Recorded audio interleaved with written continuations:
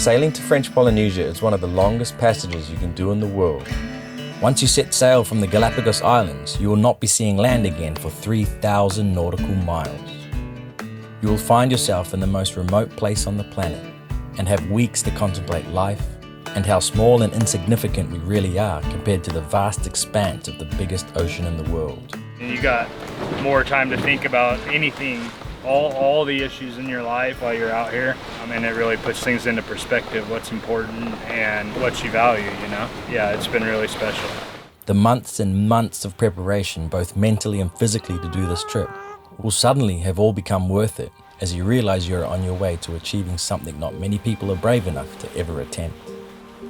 And after being at sea for so long, with your vessel being your entire world for the last few weeks, you will suddenly be hit with the magnificent sight of the volcanic mountains of the Marquesas Islands slowly but surely start to tower over you as you cruise into what feels like another universe.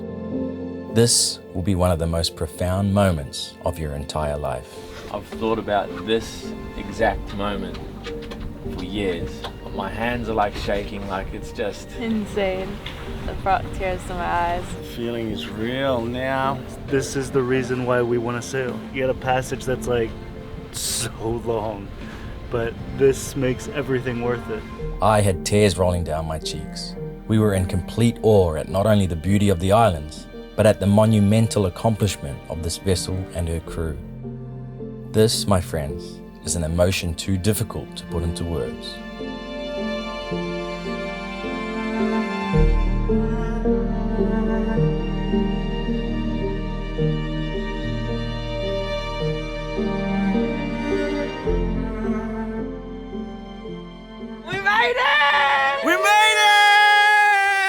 When the shock of not being at sea anymore finally settles, and you find motivation to drop the dinghy and step on land for the first time, you will ironically feel a little wobbly standing on something stationary.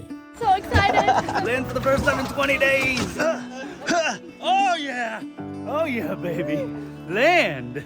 It's a huge contrast to be immersed in such magnificent scenery after being surrounded by nothing but blue ocean for the last few weeks.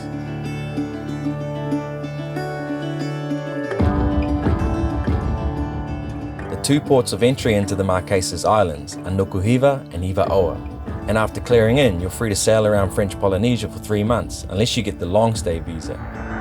The next destination, and arguably the most beautiful, are the Tuamotu Islands, only a few hundred miles downwind from the Marquesas. Here you will find the most incredible atolls, where you'll feel like you're in the middle of someone's postcard collection.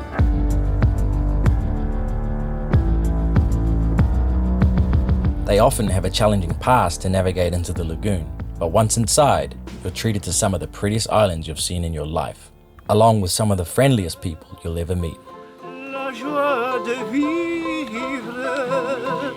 The entire experience is so humbling as you experience how the locals live with such a minimalistic lifestyle, yet are so generous to the point where everything is shared and no one misses out.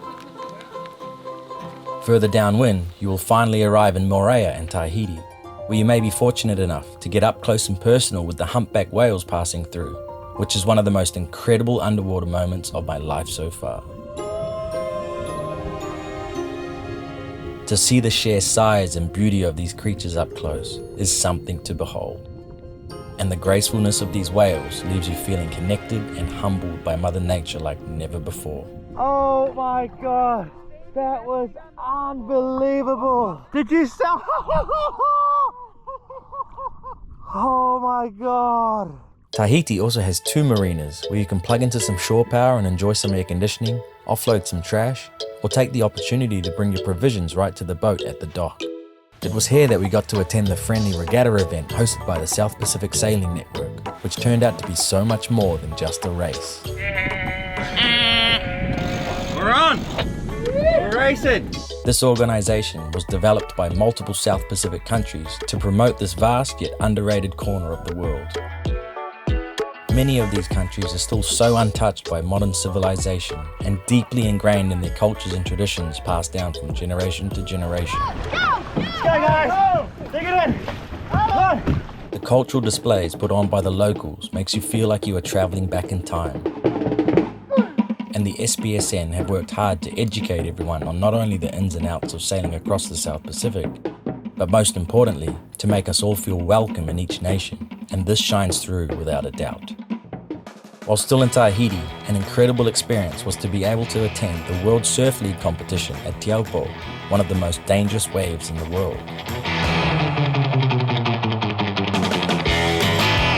To be there on our own boat had us excited like little kids, This is so cool to be here. as the world's best surfers all came together to try conquer this beast of a wave. That's absolutely nuts. Just the vibe, the energy. I can't imagine to be on a heat with so many eyes looking at you. And of course, only a couple hundred miles downwind of here, you have the famous Bora Bora Islands, which are synonymous with the ultimate wedding venues or honeymoon destination. But the average person may never be able to afford a week in this paradise. So to have your own boat parked inside this picturesque atoll instills a feeling of privilege and honor, without the extortionate resort bills. All in all, French Polynesia is one of the absolute highlights of any South Pacific crossing, and the more time you can spend there, the better. We will never forget our time here, with the Tuamotu Islands being our personal favourite, and an experience we'll remember for the rest of our lives.